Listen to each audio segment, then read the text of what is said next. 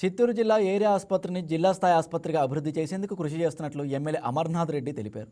ఈ సందర్భంగా ఆసుపత్రిలో 6,000 లీటర్ల కెపాసిటీతో ఏర్పాటు చేసిన సోలార్ వాటర్ హీటింగ్ సిస్టమ్ను ఎంపీ దగ్గుమల్ల ప్రసాద్తో కలిసి ఎమ్మెల్యే ప్రారంభించారు.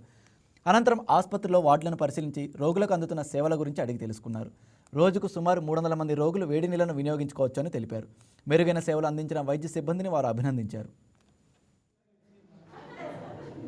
ఈరోజు పలమనేరు ఏరియా హాస్పిటల్లో ఎప్పటి నుంచినో పేషెంట్స్కు చలికాలం అప్పుడు స్నానం చేయడానికి చన్నీళ్ళతో స్నానం చేసేదానికి చాలా ఇబ్బందికరంగా ఉండింది. అది ఎంపీ గారి దృష్టికి తీసుకెళ్తే ఈరోజు దానికి సంబంధించినటువంటి సోలార్ వాటర్ సిస్టమ్ ఈరోజు ఇవ్వడం, దాన్ని ఇనాగరేట్ చేసేటువంటి కార్యక్రమం చేసాం. దాన్ని ఈ హాస్పిటల్కు ఇక్కడికి వచ్చేటువంటి పేషెంట్లకు అందరికీ కూడా దాని ద్వారా మనం ఉపయోగించుకునేటువంటి అవకాశం కలిగింది.